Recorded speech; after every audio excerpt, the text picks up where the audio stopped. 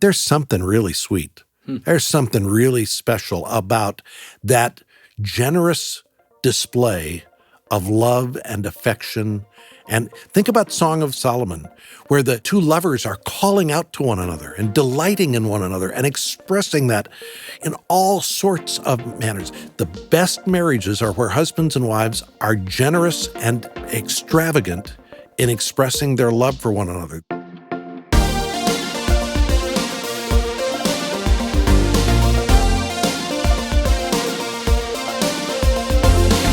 Welcome to Family Life Today, where we want to help you pursue the relationships that matter most. I'm Shelby Abbott, and your hosts are Dave and Ann Wilson. You can find us at FamilyLifeToday.com or on the Family Life app. This is Family Life Today.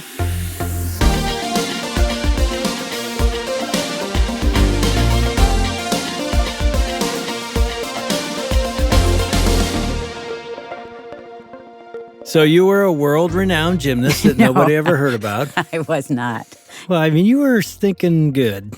And you don't like me saying this, but you had an Olympic coach looking at you when you were a young girl, telling your dad you had what it took to get all the way to Olympics. Obviously, I am so glad you didn't go that route because we would have never gotten married. But as you think about, you know, the ability and the heart and the practices that you went through to become a top-notch gymnast, what comes to your mind?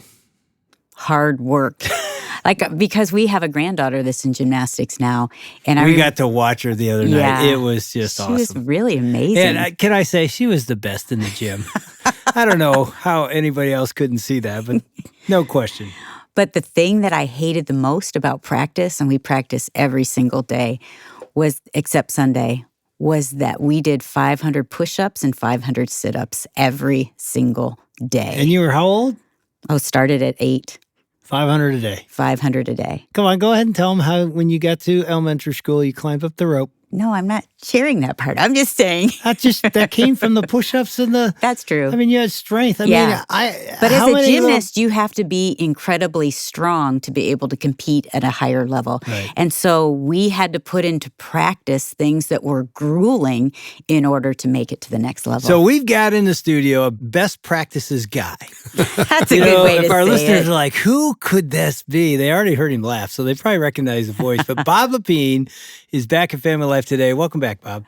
Great to be here with you guys. Thank you. Yeah, one of the reasons we bring up this idea of best practices in your latest book, Build a Stronger Marriage, at the back of the book, sort of toward the end, you said, what are the best practices for a marriage? Do you have any athletic stories of best practices that like Ann does? Or you were in a band. So I was in a band, Yeah. but you brought up athletics. So I played on a 9th grade football team. Yeah, I want to hear about this. This is a pretty classic story. So we went 0-5 in our season. I was the third string fullback on an 0-5 team. So that tells you a little bit about my athletic prowess playing football. There was one day at practice where, you know, they were running the first team offense and they were just throwing in filler guys on defense. So they said, Lepine, go in at nose guard. So the nose guard is right over the center. He's lined up against our first string center, Bob Barge, and he was a big fella, right? And he's going to bury you every play. Oh, yeah. I mean, I look up at him and he looks up at me and he just starts to laugh seeing me across the... Yeah, he does. And I looked at him and I said, Barge, I said, you don't hit me, I won't hit you, okay? It's practice. And they said, snap, the quarterback snapped the ball. And I don't know what happened, but the adrenaline shot off in me. I ran right over him, took him out, and sacked the quarterback. What? Really? The coaches on the sideline were doubled over in laughter, and they were yelling at Bob Barge, saying, you let Lepine run over you?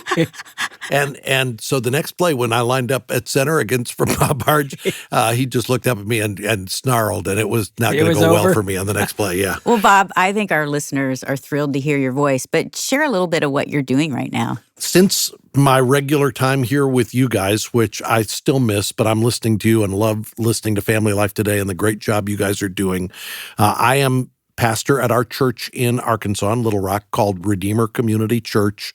It's a growing church, and a privilege to be the teaching pastor there. In addition to that, I've been working on writing this book, Build a Stronger Marriage, other books I've been working on. I've had opportunities to speak in a variety of settings, and I'm working with a church planting organization called the Great Commission Collective, and this is an association of churches that are committed to wanting to plant churches in the United States and all around the world. And I'm a part of the board of that organization and wanting to see God raise up gospel-centered churches. We need them in our country and in our world. So you're as busy as ever. It's Mary Ann says, so when does retire what? And I go, hey, I don't know when that happens or how that happens. But it's not yet. Not yet. Well, as you thought about best practices for marriage, let's talk about some of those. In the book, Build a Stronger Marriage, I spent most of the book talking about how do you identify the problem spots that most often come up in a marriage relationship, superficial motivations for getting married. We get married for the wrong reasons with the wrong goal in mind. We get married with habits and patterns from our family of origin or from traumas we've been through or from guilt and shame that we bring in. We have conflict that we've got to know how to work through. Once we've taken care of some of that messiness, then the question is, how do we make something really great? What are the things that you can do, not just so that you have a functional marriage, but you have the kind of marriage that everybody would look at and go, that's what I want. Yeah. And I realized that it's not just cleaning up the mess that makes that happen, but you've got to be intentional about building some things into a marriage that are actually going to set it apart.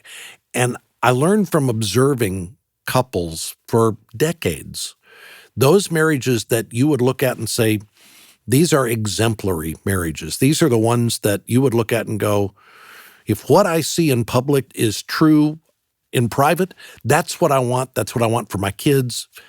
Those marriages had some things in common. And so I just started cataloging them, dealing with sin issues, forgiveness. We've talked about that already. That's one of those best practices. But another one I found is we have to have the right kind of love in marriage and the right approach to love in marriage. Most of us have an orientation on love that has been more formed by pop songs and movies on the Hallmark Channel than by what the Bible has to say about love. And I started thinking about this on a continuum. You know, when it comes to money, some people are thrifty with their money and some people are generous with their money, right? They're on a continuum. And in fact, often thrifty people marry generous people or generous people marry thrifty people, and that can be a source of conflict. But if you put it on a scale, and over on the one far side of the scale, you had somebody who is not thrifty, but tight, cheap, miserly. My husband. Yes. Did she just say that? You're way better, but you used to be. But hangs on to a dollar, Yes. right? Yeah. Frugal. That's on one side. And then maybe somebody who's thrifty, and then maybe in the middle you got somebody who's moderate, sometimes. Then over on the other side you've got somebody who is generous. But then on the far side of that is somebody who's extravagant. I might be in both those ends. On Poor the generous, Dave. extravagant side of that. So we would look at extravagance when it comes to money and say, there might be an appropriate time to be extravagant, but you shouldn't be that all the time. I mean, you got to be wise. You only have so much money, so you got to know how to steward it well. When it comes to love is different than money because it's not a case of we only have so much love, so we got to be thrifty with it.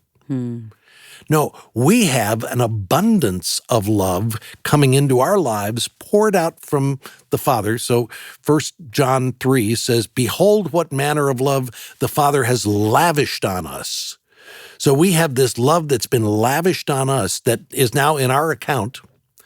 So instead of in marriage saying, I'm going to be thrifty with my love for you, I'm going to manage it well. No, we should be extravagant in our love toward one another. I watched couples in marriage where they were extravagantly expressing their love for one another.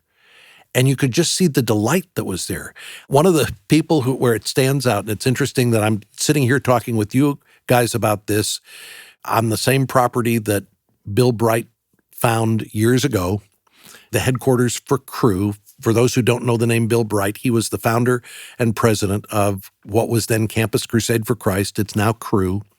And Dr. Bright and his wife, Vonette, they shared with us many times on Family Life Today about some of the real challenges that they had in their marriage. But I remember Vonette talking about how when Bill would come home and she'd be in their apartment, they had a condo in Orlando, and he'd open the door and he would shout out, "Where is my beloved? Where is my sweetheart?" And I'm thinking, gag, that just sounds over the top. But there's something really sweet. There's something really special about that generous display of love and affection.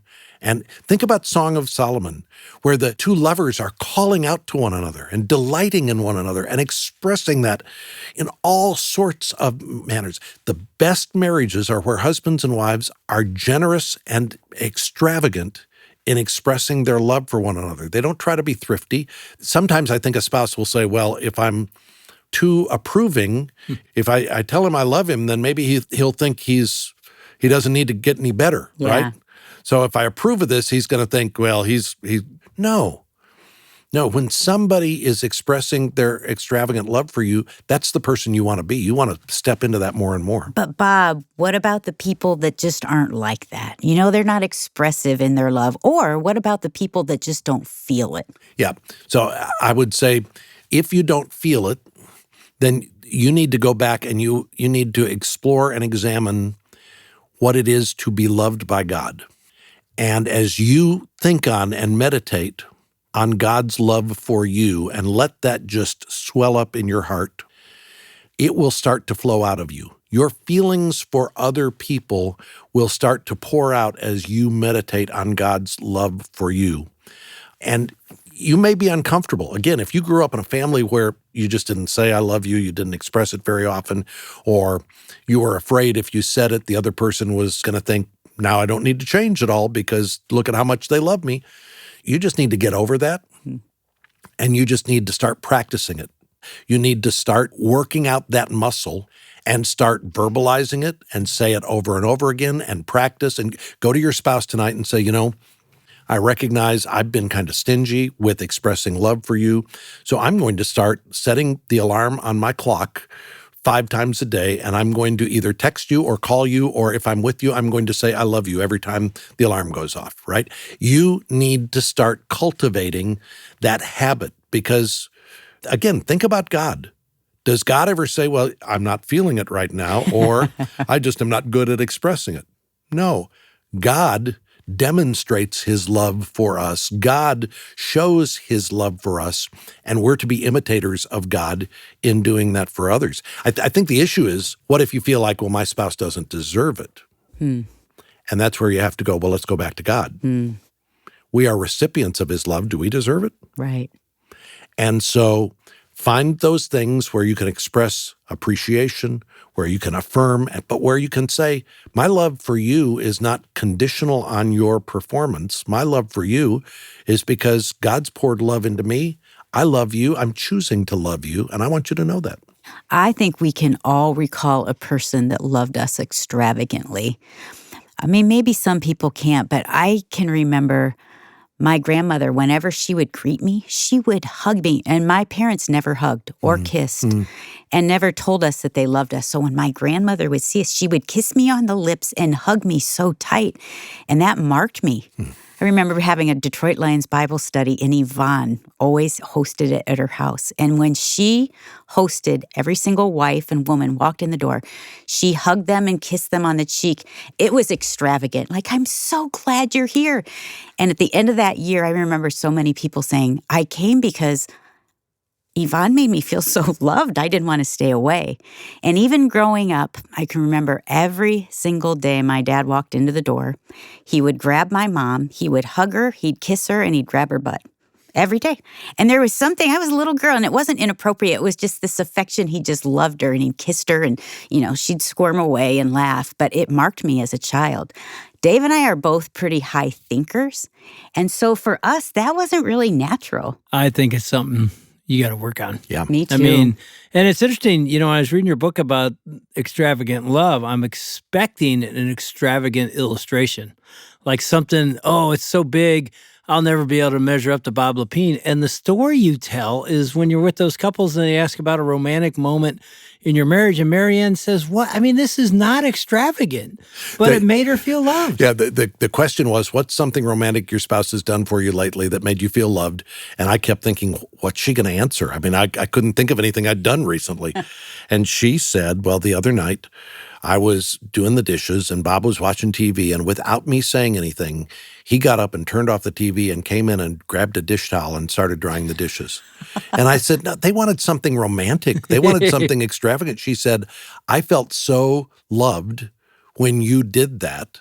She said and now she thinks every time I pick up a dish towel, that I've got something on my mind, right? But it's just those little accumulations of things. It's the practicing of, let's not be stingy with our love for one another.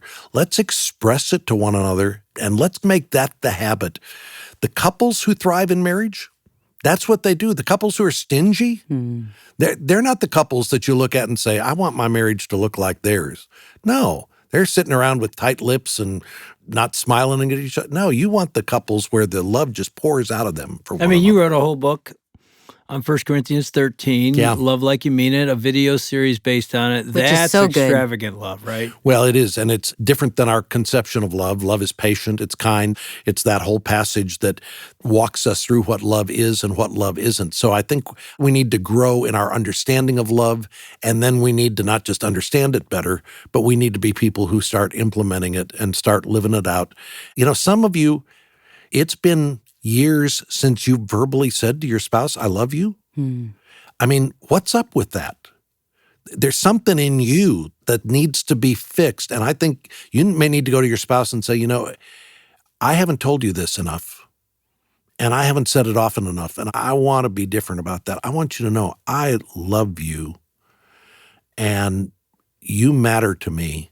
I mean, I don't know a husband or a wife who, hearing that from their spouse today, would go, can you just tone it down a little bit? Do we have to talk about this? Or even a child. Exactly. If mom or dad I think said what that. we do is we pull back when we feel like our spouse doesn't deserve it. Yeah. And so we don't give it. But I love what you said. Our Heavenly Father, regardless of what we've done, continues to pour out extravagant love on us. And so that could be a worship moment where you're thinking, I don't feel like they deserve it, God, but I'm going to demonstrate love unconditionally, just as you have for me. Well, and tied to it, one of the other best practices I talk about in the book is the practice of enthusiastic encouragement. I was going to ask you about it because it sounds like that's how it lives it out. So there really is a connection between it. But honestly, when I think about people that I've known in life who are enthusiastic encouragers, Ann Wilson comes to mind as one of those people. I was wondering if you're going to say that. She That's is. nice. Well, she is. She's incredible. I mean, I've seen this modeled in your life. You are affirming and you believe in folks, and maybe you understand how life-giving that is to those folks. Maybe that's part of why you do it. But in a marriage relationship, when we are cheering one another on, that is life-giving. I think of our mutual friend, Robin McKelvey, and Robin and Ray speak at the Weekend to Remember Marriage Getaways with us. And Robin made the statement, she was a cheerleader in high school. And she said, our team was a pretty stinky team. She said they'd be down by 3 or 4 touchdowns in the fourth quarter, and we're still on the sidelines saying, you got it, you can win it, and leading the crowd in cheers. It's obvious they're going to lose, and we're still cheering for them. She said, when I got married, I realized I traded in my wedding dress for a cheerleading uniform. And now, no matter how my team, my husband, our family is performing, my job is to say, we can do this. Come on. We can cheer you on, and we can point out all of the encouraging things you are doing and help you grow into it. I can take you to the place on the campus at the University of Tulsa, inside the front door of KWGS Radio, the very first radio station where I worked a regular shift as a student in college. And I was doing Tuesday nights from 9 until 1 in the morning. I don't think there was anybody in town listening. I was picking whatever records I wanted to play. I was just having a great time. It was fun. I think Marianne listened on occasion. I would occasionally do a little shout out to her. But I was just playing records and being a DJ. And one day I walked into the radio station, and the station manager, who was a professor, Gary Chu, said, what's your name? I said, it's Bob Lepine. He said, you're doing, what shift are you doing? I said, Tuesday nights, 9 to 11. He goes, yeah. And then he said this. He said, where did you work before you worked here? And I said, this is my first place to work. He went, huh, really? Well, you sound good. That's it. It could be that I did radio for the next 40 years because Gary Chu said, you sound good. There was something so life-giving to me about that where somebody said, you can do this. You've got something here that was a powerful, profound moment. I ran cross-country when I was in high school. You look at me now and go, no, you didn't. No, there was a time, and I didn't do it because I wanted to. The track coach said, run cross-country, it's good conditioning. So I did. And our cross-country track was a figure-8 track. So you started in the middle, you'd run a loop, then you'd come back by the starting gate, and you'd run a second loop, and then you'd finish at the same place that you started. That's how you did the cross-country loop. So you'd start, and there's a group there, the cheerleaders are there, they're cheering you on, go, you can go. So I'd get out of the blocks quick. Then I'd get about halfway around that first loop, and I'd be dogging it, and I'm like, well, I hate this. I wasn't going to win. I knew that, but I'd keep it. Then as I started coming back toward where the crowd was, and I could hear the cheerleaders saying, there's Bob, come on, Bob, I'd pick up the pace. I'd go a little faster. I'd run through, and I'd be panting. I'd get to the other side of that. I'm out of sight. I'd start to dog it again, right? But then when I'm coming back to the finish line, and I could hear them, I'd pick up the pace again because they're cheering me. We're like that in life. When we're cheering one another on, when we're going, you can do this, come on, you're doing great. We pick up the pace. It gives us extra energy. You've seen this, Dave. You worked with people making millions of dollars as professional football players, and they would come out in the middle of a game, and it would be a tense situation, and they'd look at the crowd, and they'd take their hands up, and they'd motion to the crowd, cheer for us. Yeah, we need it. And I'm going, So motivating. wait, you're getting paid $1 million to do this, and you need the crowd cheering for you in order to make this play work? But the player goes, when I'm hearing them cheering for me, there's a little extra energy, a little extra boost. I look at all of that and say, if in marriage, I was an enthusiastic encourager, I was the one going, you're great at this. This is one of the things you do better than anybody else. I so admire this about you. You're so good. That wind beneath the wings of another person, that just gives life to them. And in the best marriages, the marriages that thrive and go the distance, that kind of encouragement is happening all the time. You're listening to Dave and Ann Wilson with Bob Lepine on Family Life Today. Dave and Ann have some final takeaways on the importance of practicing encouragement. That's going to be in just a minute. But first, Bob has written a book called Build a Stronger Marriage, The Path to Oneness. You can get a copy at FamilyLifeToday.com or by calling 800-358-6329. That's 800, F as in family, L as in life, and then the word today. Also, last year, we did 2 other interviews with Bob on this book. You can hear them by searching for Family Life Today wherever you get your podcasts and look for Build a Stronger Marriage with Bob Lepine. Or you can check today's show notes at FamilyLifeToday.com. All right, now let me pause right here and thank all of our Family Life partners, because without your continued dedication, this donor-supported ministry wouldn't exist. We wholeheartedly appreciate you. And if you have yet to join us, we'd love it if you'd consider partnering with us today. And when you do, we're going to send you a copy of Rachel Faulkner Brown's book called His Name, Our Hope in Grief. Now, Rachel was a guest with us earlier this week, and if you want to help more people benefit from conversations like the one you heard today, you can partner with us at FamilyLifeToday.com. And when you do, we'll send you a copy of Rachel's book, His Name, Our Hope in Grief. Again, you can find us at FamilyLifeToday.com or give us a call at 800, F as in family, L as in life, and then the word today. And feel free to drop us a line. You can reach us at snail mail at Family Life, 100 Lake Hart Drive, Orlando, Florida, 32833. 832. Okay, here's Dave and Ann on the importance of practicing encouragement.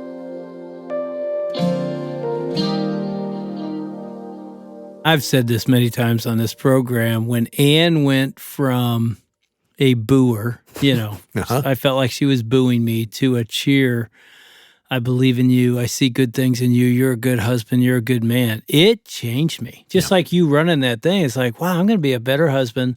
So when you comment and say Ann's that enthusiastic encourager, she wasn't. But she is. I mean, it's something you can build, you can learn, you can cultivate. I mean, there are times I'm like, can you just get in the car? She's over there talking to some stranger and she's telling them how amazing they are. And you can see this woman lighting up because probably no one has said these things. Yeah. And Ann's being the voice of God in some ways, and we get to do that in our marriage. So I think that you talk about a best practice. That's a huge one. I think we're living in a culture where we feel beaten down. Yeah. We're weary. Yeah. We're tired. And so when we can breathe life into someone else and see the goodness that God put in them and to cheer someone on, it really does. And Dave, I feel like you do that too. So here she's doing it again, Bob. But honestly, I think that we all have the capability of doing that. But you do that to me all the time. But Bob, I think Dave and I both want to thank you. Yep. Because you've seen things in Dave and I that we have never seen in ourselves. You've coached us, you've mentored us, and you've done that for listeners over 20-some years. And I think a lot of them would say, I'm at a place where I am spiritually because I've listened to Bob Lepine and Family Life Today. So thank you. You've changed so many of us. Thank you, guys. Now, coming up next week, Dave and Ann Wilson are going to be joined by podcaster and author Annie Downs. You could join Annie on her 100-day journey into prioritizing fun in your life. We're going to talk about that next week. We hope you'll join us. On behalf of Dave and Ann Wilson, I'm Shelby Abbott. We'll see you back next time for another edition of Family Life Today.